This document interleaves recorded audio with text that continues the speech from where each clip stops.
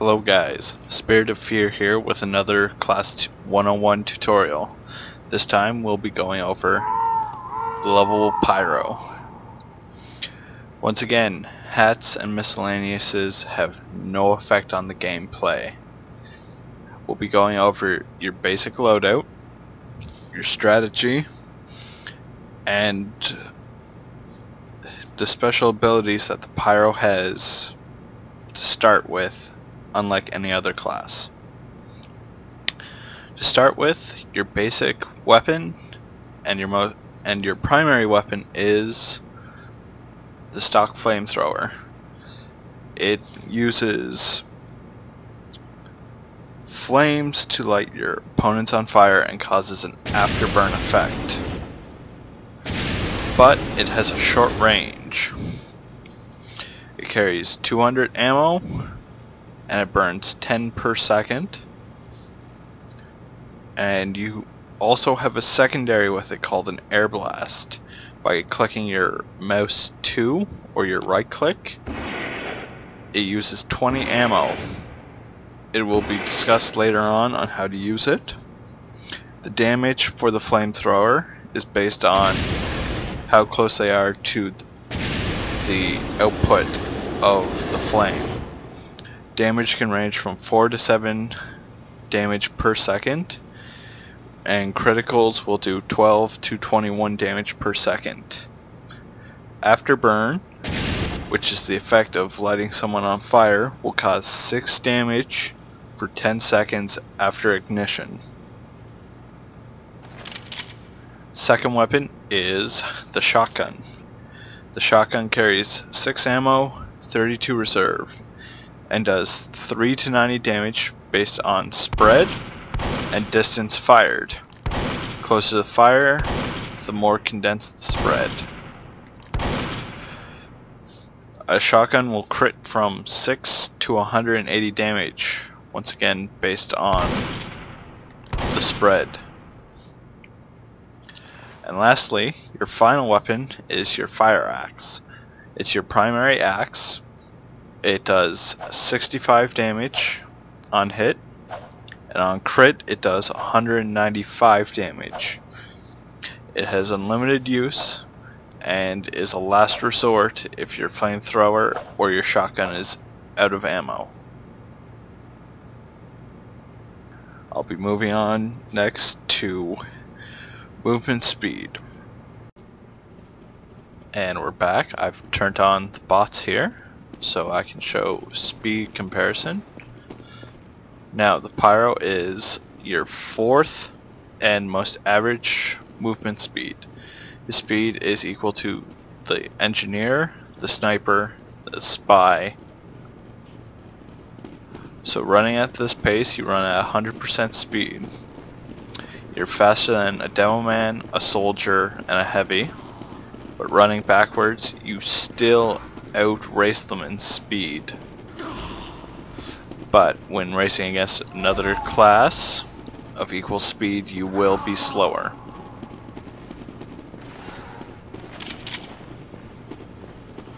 Now when it comes to your weapons, you want to light people on fire. It's your main priority. As you can see, damage is output very quickly.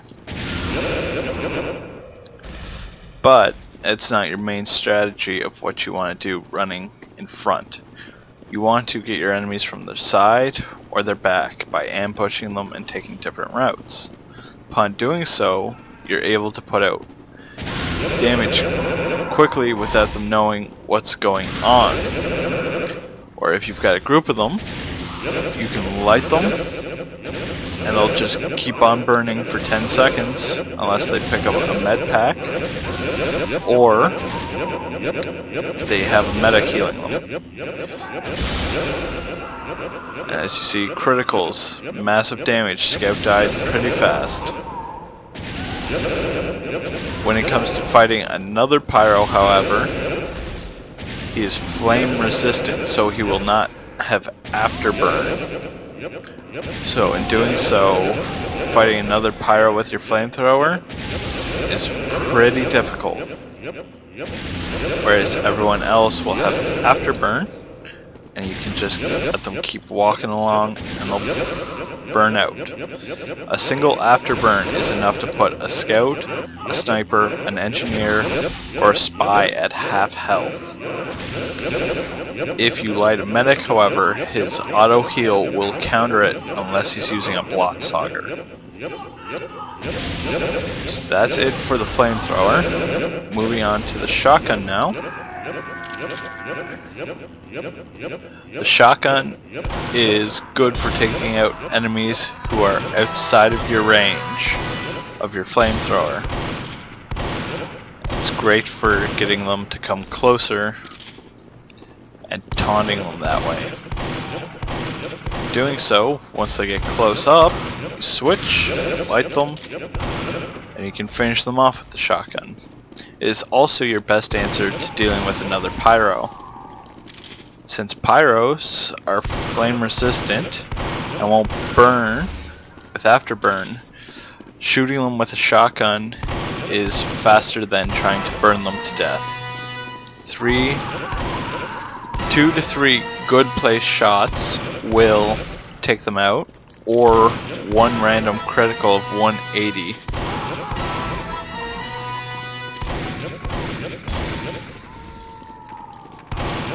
As you can see, the well placed shots do take them down fast. And as seen in my soldier review, the drop off makes it really weak to fire your shotgun extremely long range. Now moving on to the fire axe, it does basic 65 damage. So 1, 2, oh, got a critical there, 195, 1, 2, 1, 2, critical, 1, 2, 3, 1, 1, 2, and the criticals are completely luck, but it's the higher chance of getting them versus your flamethrower or shotgun. But by doing so, you'd run the risk of being randomly critted by a melee weapon as well. So it's best to use it as a last resort when you have no ammo whatsoever. Next we'll move on to Air Blasts and the Pyro special at the start, taunt killing. Hi guys, we're back, and now I'm going to teach you how to air blast. The main weapons you can air blast are rockets, grenades. You can also air blast away Demo Man's sticky bombs. You can reflect Girardi, Mad Milk, Sandman, flare guns, and a lot of other projectiles. But it's all based on where you put your cursor. I can reflect rockets right back and they fly straight. But however, a Demo Man's pill has an arc. So reflecting it, you need to aim upward to go flying back in an arc.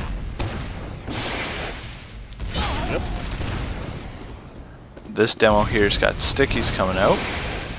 As you can see, you can reflect them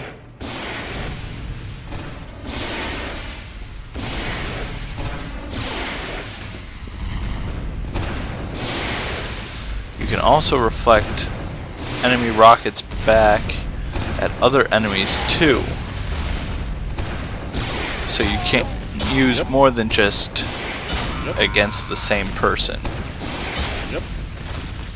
So I want to get rid of a Demo Man. Reflect the pills back at him. Want to get rid of a soldier, reflect his rockets. It's all in the timing. Now I can reflect the soldier's rockets at the Demo Man, and I can reflect the pills at the soldier. You can do so by sending it to a medic that's healing them and make it harder for them, or you can send it back towards someone else. or right back to the target that's up close to you. But every item that you reflect will do mini crits. So 1.5 times the normal damage. So in doing so, you can cause the enemy to die rather quickly. The closer you are though, the faster you have to be on your reflecting skills. As you can see, I'm not perfect at them, but I know how to do them, meaning I'm able to help my team. The air blast can also be used to extinguish friends who are on fire from other pyros. In doing so, your team will love you.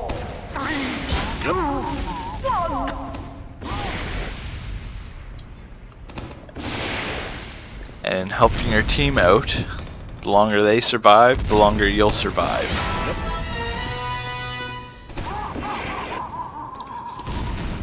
When it comes to reflecting, it's all in the practice of your timing.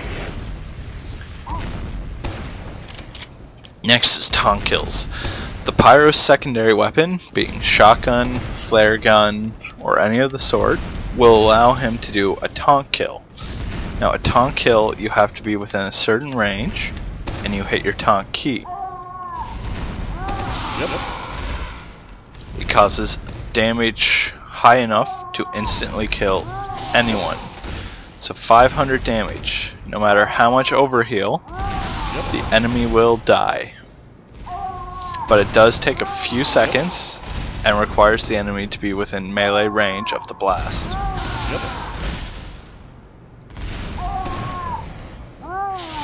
As you can see, he has to be within the range of that fireball for it to actually hit him. And it can kill any number of enemies as long as they're within the range of it. But a taunt kill is very hard to perform, and you usually have to get them from someone who's coming around a corner. It is possible to taunt kill a sniper who's not paying attention, but it's a high risk, high reward of a deal.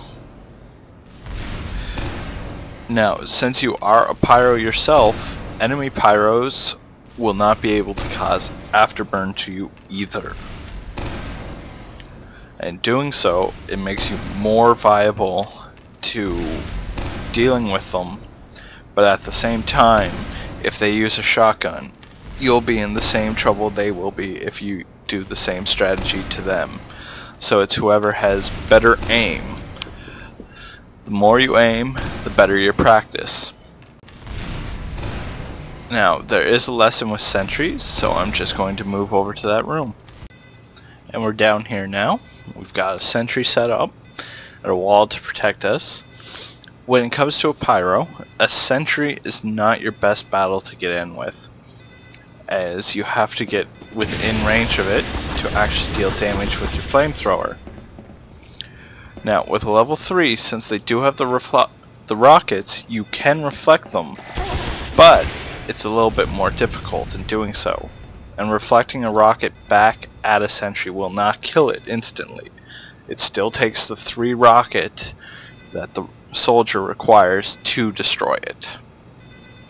When dealing with a sentry, your best bet is to either have cover to cause flame damage to it, or circle strafe it when it's not looking at you.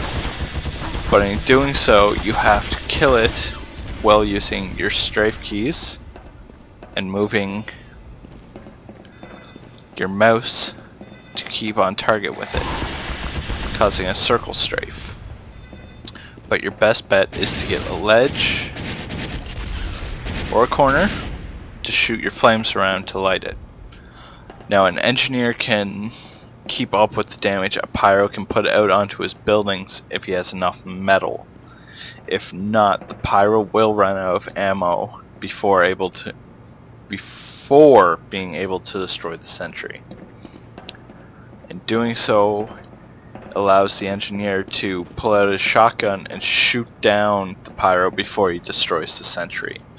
So a pyro is not ideal for taking out a sentry. You can use them to take out mini sentries while they're being set up. They're great for distracting the engineer, but they're not your best solution to taking out a sentry. Your best solution is always a soldier or a demo man. And as we've learned today, your flamethrower is a very vital tool, but the air blast is also vital to helping teammates and can also help defeat your enemies with your reflecting powers. Your fire resistant, so your real enemy is bullets and explosions versus fire. Your taunt kill is high risk, high reward. And your basic strategy is get behind your enemy and burn them, because head-on is usually a suicide run. And you also have your strategy of light a group and watch them burn. In doing so, we'll have some fun. Now, that should be everything for our friendly fire starter. So go out there and have some fun lighting people on fire.